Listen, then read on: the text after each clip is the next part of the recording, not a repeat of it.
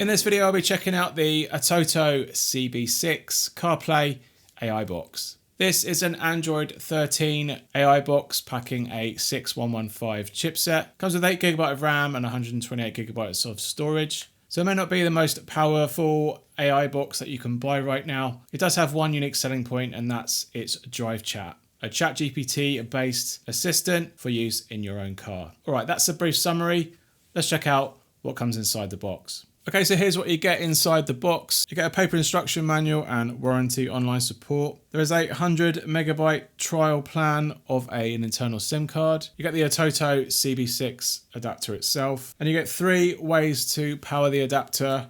You've got one USB-A to C, one USB-C to C for more modern CarPlay ports in the car, and you also get a pass-through power cable to supply an additional power to the adapter if you have a car that doesn't sufficiently offer the amount of power that this adapter may need. Okay, so looking over the adapter then, you've got a round, mostly round casing. It's quite unique. It's quite a bit different to most other cases that we've seen from other brands. There's a slight textured pattern on top, the ATOTO branding. There is a LED ring that can be colorized to your car interior on top.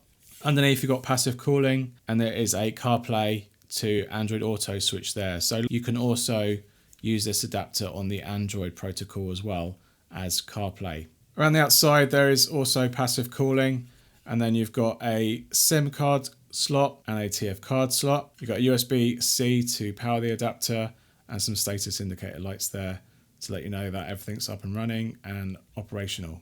Okay, so that's a quick overview of the adapter. Let's jump in the car now and see how well this performs. So I'll see you there. Right, so in the Cooper Born, and we've got the CB6 here ready to get plugged in. We're going to get this connected and see how quickly it takes to boot up. Connecting now.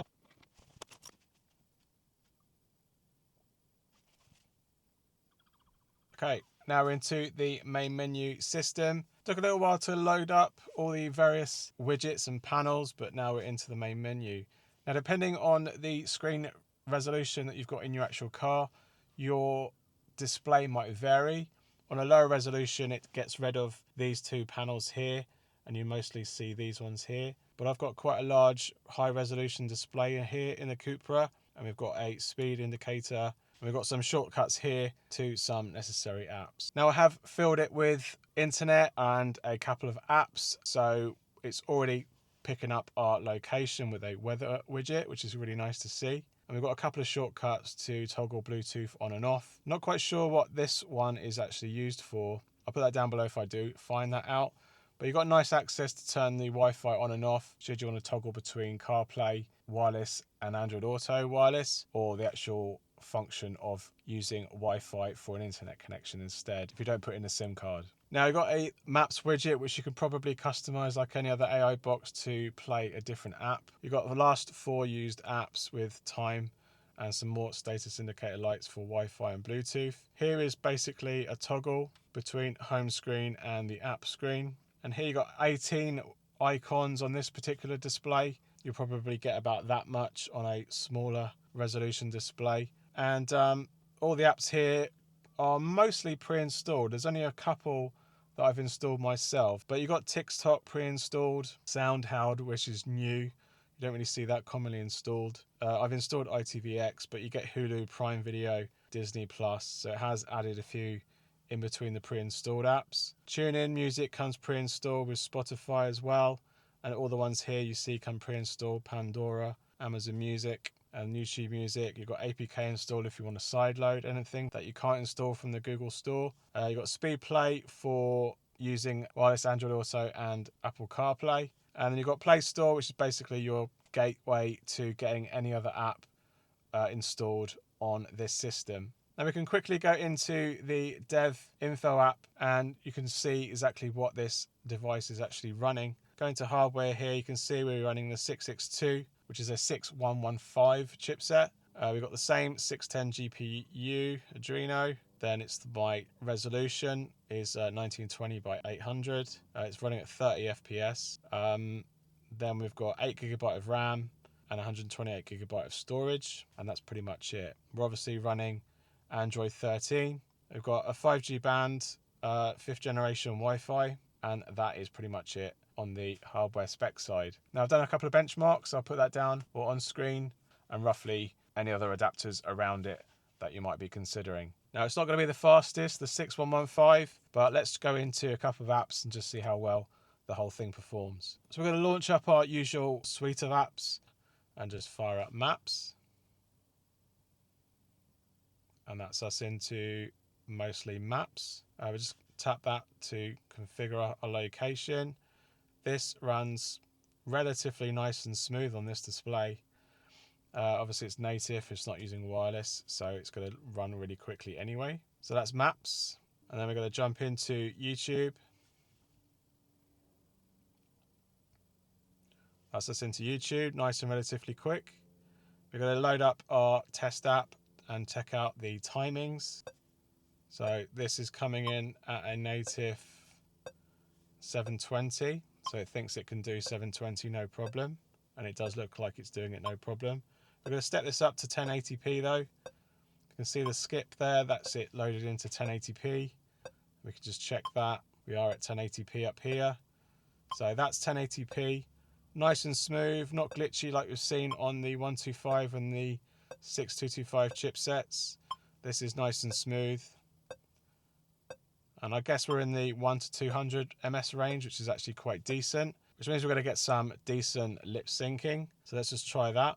And we are now seeing makers switch their focus towards the 2-in-1 wireless CarPlay adapters, which offer the ability to also pair with Android Auto devices too. Okay, not bad actually. There is a slight delay, obviously, with that 100 millisecond delay, but that's totally watchable. I'll be happy with that. Let's try Netflix.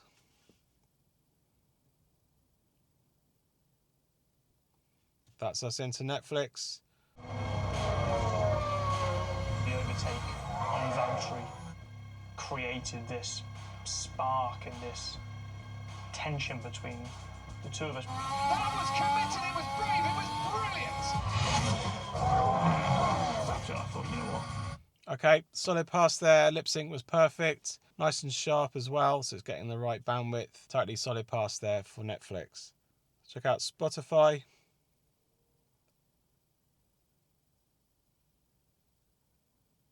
That's us nice and relatively quickly into Spotify. So that all sounds good. Obviously it's going to play out your stereo. We could just check that.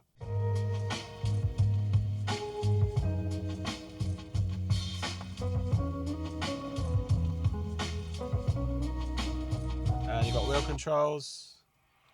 No problem.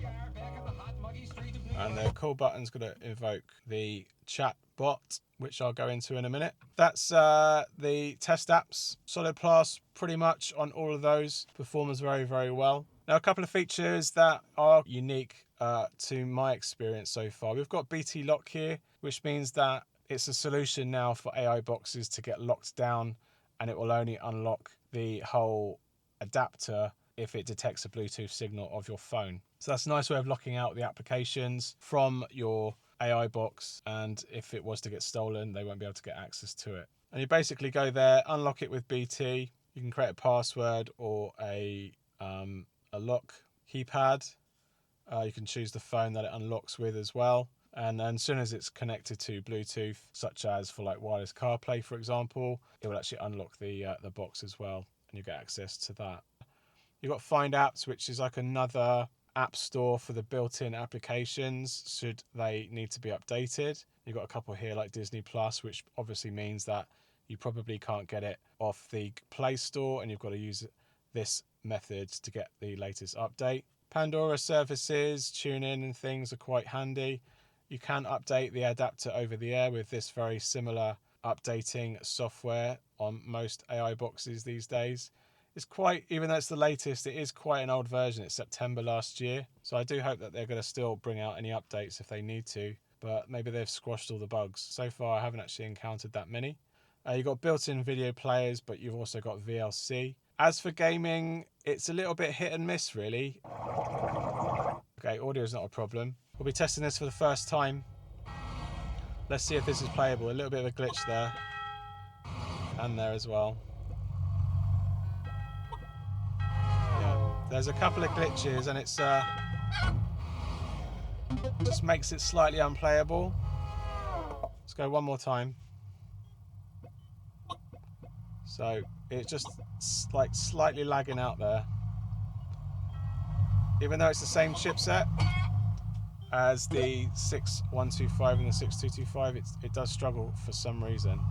We are running 8GB of RAM here, so I don't really know what the main reason is for that slight glitchiness. And I'll just show you Subway Surfer. So here we are in Subway Surfer, and it's a little bit more playable, but there is a slight stuttering going on.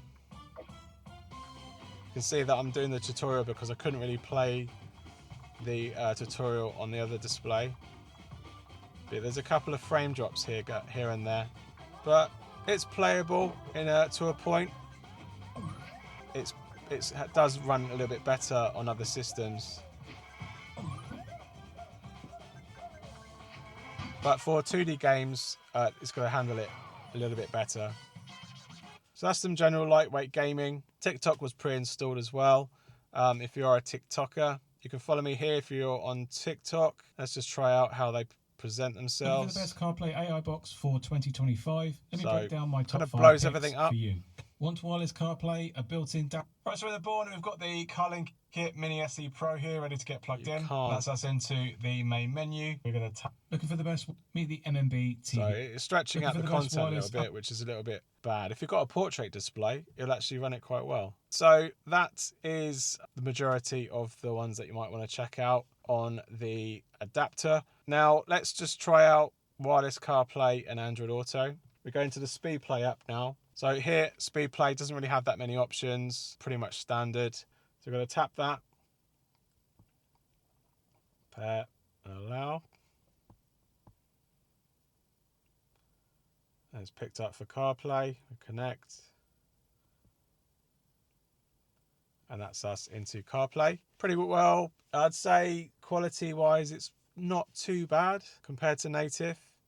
We've got all the icons here, and you can see the frame rate is not going to be as good as a wireless connection on a dedicated wireless adapter, but there's always a bit of a compromise. Let's just test out some music.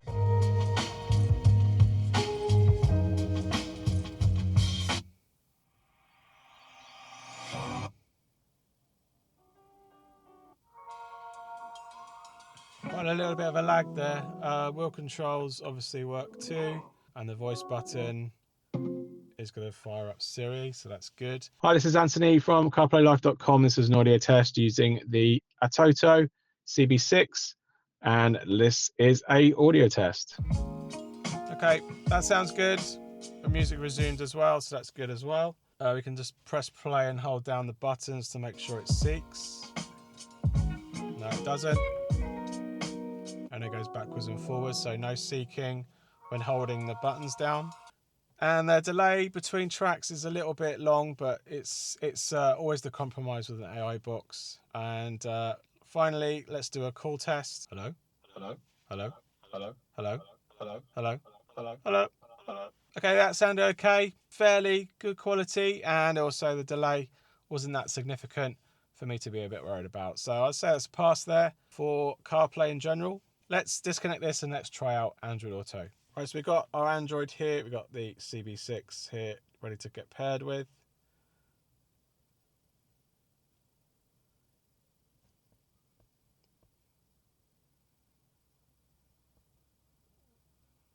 I'm into Android Auto, nice and quick. And Android Auto looks great. It's pretty close to native, if not very on point to native. It looks very good here.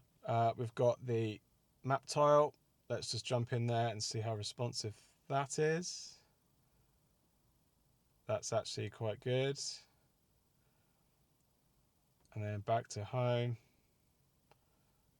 The widgets we can't play with, there's not enough to scroll through. But let's try out some audio. That all sounds good. Wheel controls. Backwards and forwards works fine, and the button triggers Android, so that's good, and it's hearing me up. So that's good. Music's resuming as well. Let's try a call test. Hello? Hello? Hello? Hello? Hello? Hello? Hello? Hello? Hello? Hello? Hello? Okay, like CarPlay, slight delay, but not enough to make me worried at all in taking a call with it. So Android Auto, perfect if you're an Android Auto fan, and it looks great here. It runs relatively well. I'm actually surprised. So that's Android Auto and CarPlay. Now, obviously, Wi-Fi is going to turn off when you're using CarPlay unless you've got a SIM card installed for Android content. So I'd recommend that if you're planning on using YouTube and things like that and CarPlay at the same time. We've put a SD card in this so we can actually see what the playback is of some content. So let's just try that. We've got our content here. Let's just try a trailer of 1080p. War is inevitable. One must destroy in order to create. We are no Jedi. Okay, that sounds good. Relatively in sync there with the shooting and the lightsaber firing through in time with the audio. That's a good pass there for that. So that's 1080p. We can do a 4K 30. Let's see if it does that. Yeah. Oh, bit of a glitch.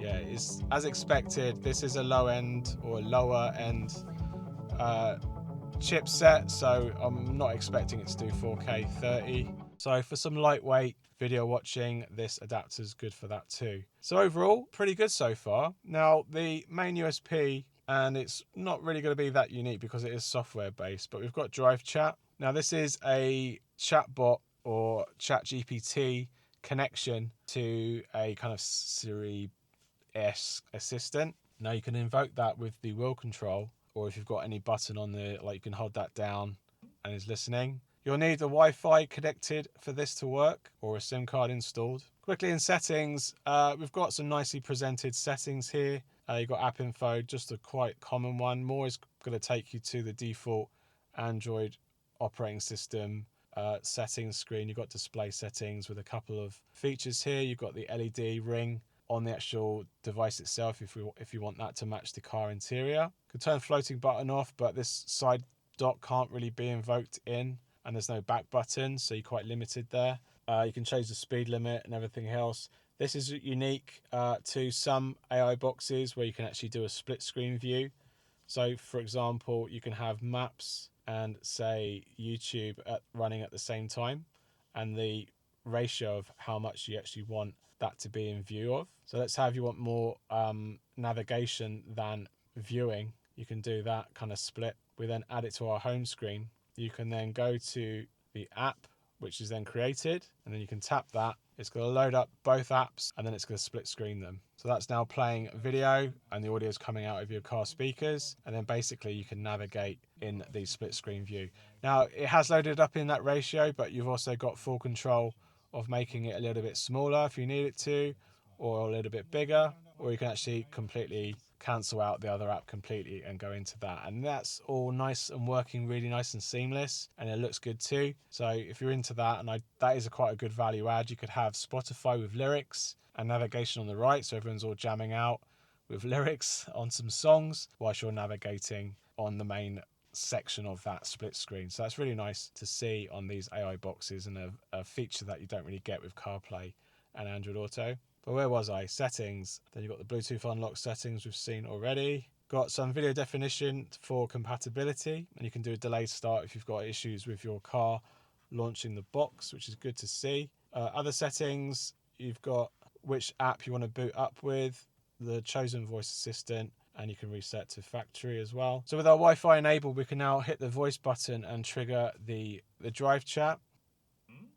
Tell me something about Brighton. So this is now using basically ChatGPT. It goes out, gets a request. Brighton is a vibrant seaside city located on the southern coast of England. Royal Pavilion with its distinct... So you can see there it's using ChatGPT 4.0.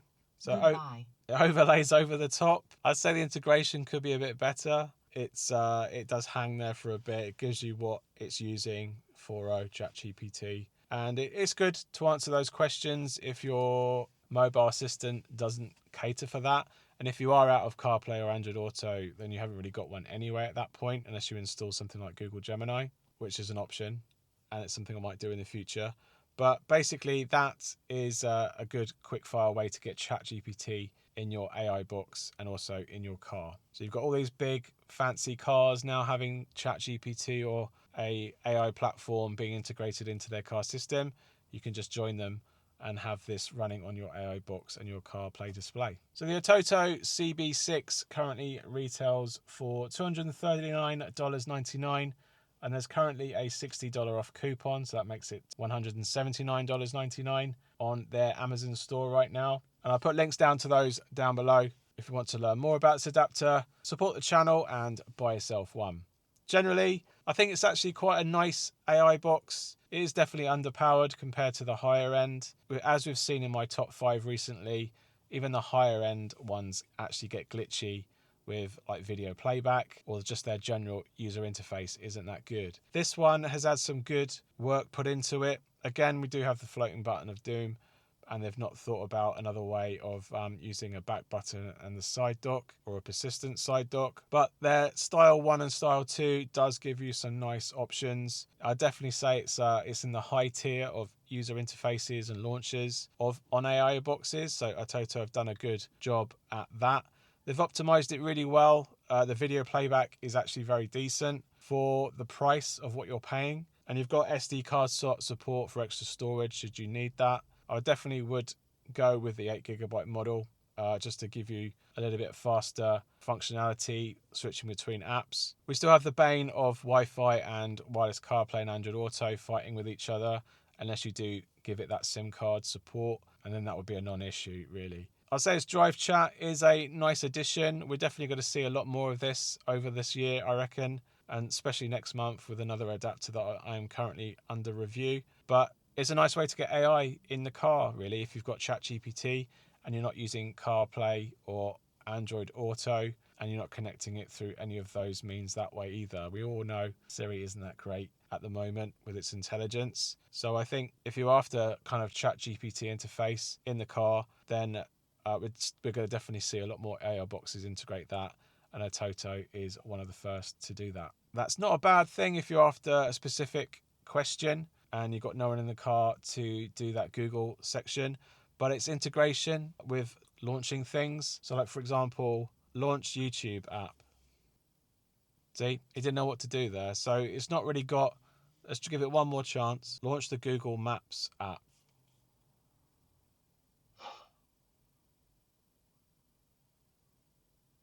The current command to open the Google Maps app is not supported. Please provide another command or specify a different action. So there you go. It can't actually launch the apps that you're asking for. So it's not really much of an assistant in the experience of the AI box. You're just pinging out any requests and it's pulling that kind of content back in. And it wasn't really listening out for me to follow up. And that's really a good thing if you've ever used a voice in ChatGPT and you can actually have a proper discussion. It doesn't give that kind of functionality either. So it's really lightly offering the GPT interface and connection, but it's not really enhancing it to its fullest within an AI box experience. And I think that's what's missing here.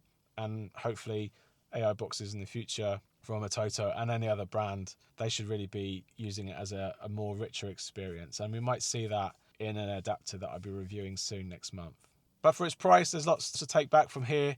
It is a good looking AI box that functions fairly well. I'd say it functions as good as its price range, so you are getting a good value there for its price. And it's quite competitive and it looks good too in the car. So if you are looking for an adapter like this with this kind of functionality, do give it a check out, follow my links, and you can make your own decisions there.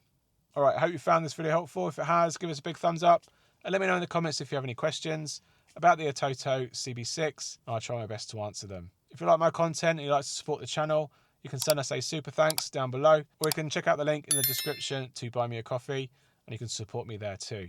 I really appreciate it. Thanks again for watching, and I'll see you in the next one. Cheers. Bye.